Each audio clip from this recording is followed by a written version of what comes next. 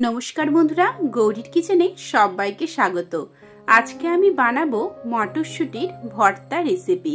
गरम गरम भातेर साथे एइभाবে एकबार बानिये नेबेन, देखबेन आर किन्तु किच्छु लागबे ना। चलुन ताहले चटपट करे देखे नेওয়া যাক।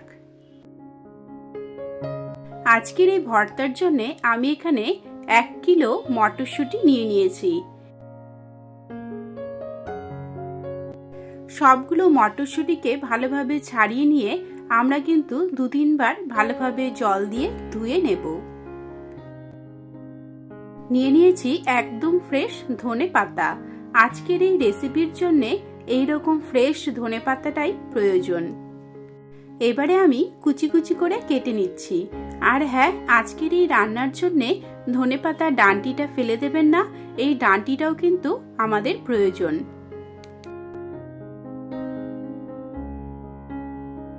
নিয়ে নিলাম দুটো টমেটো।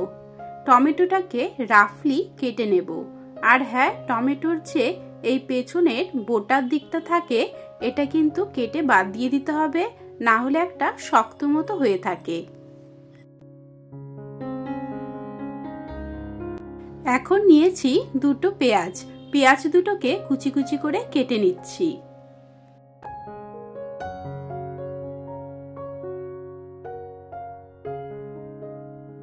এবারে আমরা গ্যাসের মধ্যে একটা কড়াই বসিয়ে দেব এবং কড়াইয়ের মধ্যে দিয়ে দেব বেশ খানিকটা জল।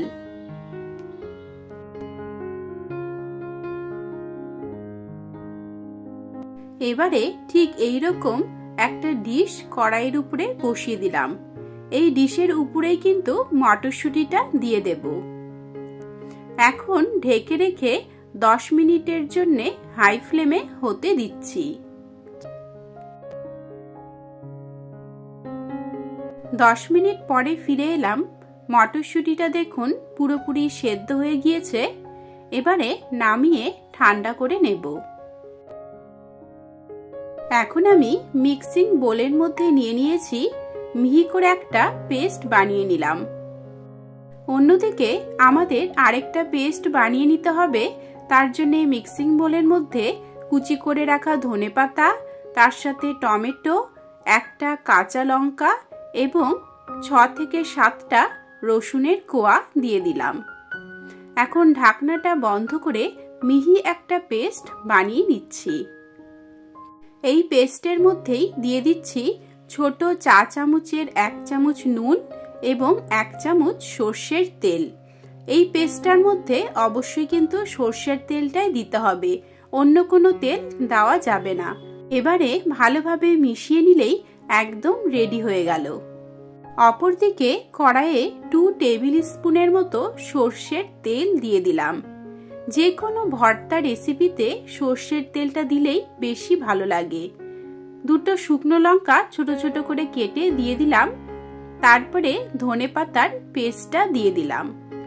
এখন এই পেস্টটাকে 2-3 মিনিট ভালোভাবে নেড়েচেড়ে নিয়ে মিশিয়ে নেব এবং যতক্ষণ না একদম কষানো হয়ে যাবে ততক্ষণ অবধি কষিয়ে নিতে থাকব।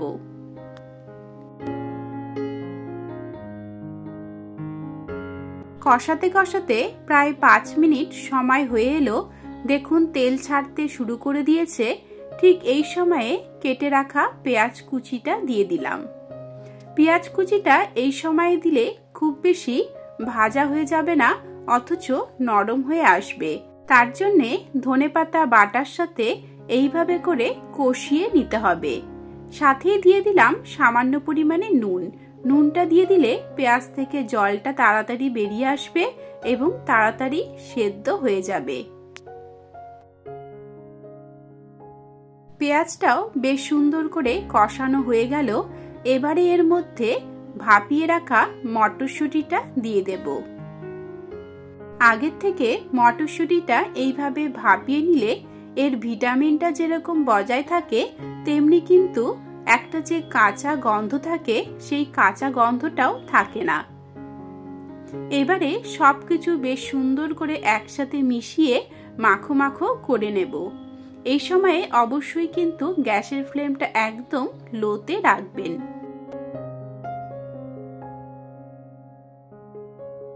প্রায় 3 মিনিট পরে ফিরে এলাম। সব কিছু একসাথে মিশে গিয়ে শুকনো শুকনো হয়ে এসেছে এবং বেশ সুন্দর মাখো মাখো হয়ে এসেছে। ঠিক এই সময়ে আমরা ছোট চা চামচের 1 চামচ চাট মশলা পাউডার দিয়ে দিলাম। এই পাউডারে কিন্তু নুনটা আগে থেকেই থাকে, তার জন্য অতিরিক্ত নুন দেওয়ার কোনো প্রয়োজন নেই। একদম কমপ্লিট হয়ে গেল আজকের এই মটরশুঁটির ভর্তা রেসিপি। আমি কিন্তু গরম গরম ভাতের সাথেই পরিবেশন করব। আপনারা রুটির সাথেও খেতে পারবেন। ভালো লাগলে সাবস্ক্রাইব করে নেবেন, লাইক, শেয়ার ও কমেন্ট করবেন। নমস্কার।